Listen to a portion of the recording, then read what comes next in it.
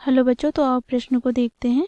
cos x बराबर -1/3 जहाँ पर x तृतीय चतुर्थांश में है, तो sin x/2 cos x/2 तथा tan x/2 का मान हमें ज्ञात करना है। तो दिए गए प्रश्न के मुख्य उदाहरण की बात करें तो बच्चों देखो यहाँ पर क्षैतिज रेखा x अक्ष और ऊर्ध्वाधर रेखा y अक्ष है। बच्चों देखो यहाँ पर ये 0 रेडियन, बच्चों यहाँ पर ये 90 डिग्री अर्थात π/2, ये बच्चों यहाँ पर 180 डिग्री अर्थात ये पाई, और बच्चों देखो यहाँ पे ये 270 डिग्री अर्थात 3π/2। तो बच्चों देखो यहाँ पर x अक्ष और y अक्ष कार्तीय तल को 4 भागों में विभाजित करता है। प्रथम चतुर्थांश, दूसरे चतुर्थांश, तृतीय चतुर्थांश और चौथे चतुर्थांश। तो प्रथम चतुर्थांश में सभी त्रिकोणमितीय फलन धनात्मक होते हैं। दूसरे चतुर्थांश में साइन और कोसाइन के फलन धनात्मक होते हैं। तृतीय चतुर्थांश में कॉट तथा tan के त्रिकोणमितीय फलन धनात्मक होते हैं, बाकी सभी ऋणात्मक होते हैं। इसी प्रकार चौथे चतुर्थांश में कॉस तथा कोसेक के फलन धनात्मक होते हैं, बाकी सभी ऋणात्मक होते हैं।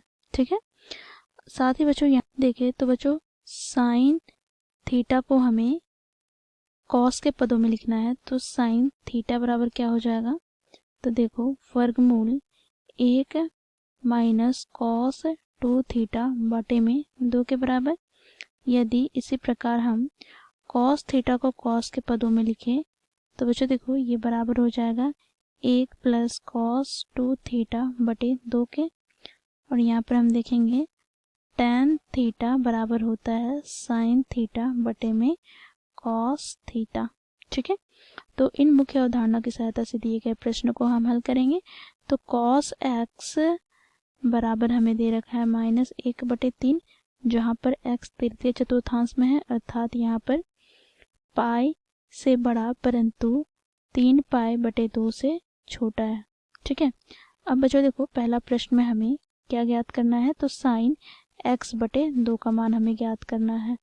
तो बच्चों इसे हम क्या लिख सकते हैं, तो मुख्य अवधारणा की सहायता से बच्चों इसे हम लिख सकते हैं 1 माइनस, यहाँ पे देखो कोण x/2 है तो यहाँ पर कोण पूरक हो जाएगा, अर्थात यहाँ से हमें प्राप्त हो जाएगा cos x। ठीक है, बटे में क्या हो जाएगा 2। बच्चों यहाँ पर हम मान रखेंगे तो 1 माइनस, यहाँ पर बच्चों देखो cos x का मान क्या है, तो -1/3, तो माइनस को माइनस से गुना करेंगे तो क्या हो जाएगा प्लस, तो 1/3 बटे में क्या है तो 2। ठीक है, अब बच्चों देखो यहाँ पर इसे हम सरल कर लेते हैं। तो यहाँ से लघुत्तम लेंगे 3, ठीक है, और यहाँ से 3 + 1 कितना हो जाएगा 4, और बटे में क्या है 2। तो बच्चों देखो 2 से हम 4 को विभाजित करेंगे तो यहाँ से हमें मान कितना प्राप्त हो गया, तो देखो वर्गमूल 2/3। अब बच्चों देखेंगे यहाँ पर हम x/2 कौन से चतुर्थांश में उपस्थित है। ठीक है, तो इसके लिए हम यहाँ पर क्या करते हैं, सभी को 2 से विभाजित करते हैं। तो π/2, यहाँ पर x/2, फिर यहाँ पर 3π/2 गुनी 2 कितना हो जाएगा 4। तो यहाँ से बच्चों देखो x/2 π/2 से बड़ा परंतु 3π/4 से छोटा है, अर्थात यहाँ पर x/2 कौन से चतुर्थांश में है, तो बच्चों ये दूसरे चतुर्थांश में स्थित है। ठीक है, और दूसरे चतुर्थांश में साइन और कोसाइन के जो फलन होते हैं वो धनात्मक होते हैं। तो यहाँ पे बच्चों हमें ये धनात्मक प्राप्त हुआ। ठीक है, साइन x/2 का मान। अब बच्चों यहाँ पर प्रश्न में हमें क्या बोला गया है, cos x/2 का मान ज्ञात करना है। तो cos x/2 का मान क्या होगा, तो यहाँ पर बच्चों देखो 1 प्लस cos x/2, तो यहाँ से बच्चों देखो हमें प्राप्त हो जाएगा 1 माइनस 1/3 बटे में 2। बच्चों इसे हम सरल कर लेते हैं, तो यहाँ से हम लघुत्तम 3 ले लेंगे, तो यहाँ से 3 में 1 घटाएंगे तो 2, और यहाँ पर बटे में क्या है 2, तो 2 से 2 कट जाएगा, तो यहाँ से हमें प्राप्त हो जाएगा 1/√3।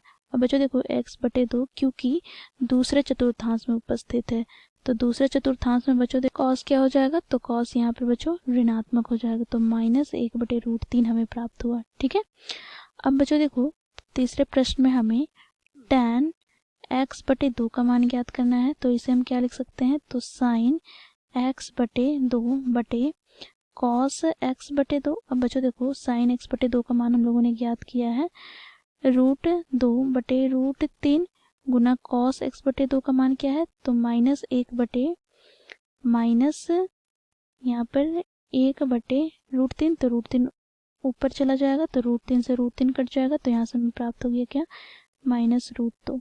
ठीक है, तो यहाँ पर बच्चों देखो, क्योंकि x/2 दूसरे चतुर्थांश में और दूसरे चतुर्थांश में tan वाले क्या होते हैं, पद ऋणात्मक होते हैं, इसलिए बच्चों यहाँ पर ऋणात्मक हमें प्राप्त हुआ है। ठीक है, तो ये हो जाएगा बच्चों हमारा दिए गए प्रश्न का उत्तर। देखो यहाँ पर sin x/2 का मान √2/3 और बच्चों देखो cos x/2 का मान क्या है, तो -1/√3 और tan x/2 का मान -√2।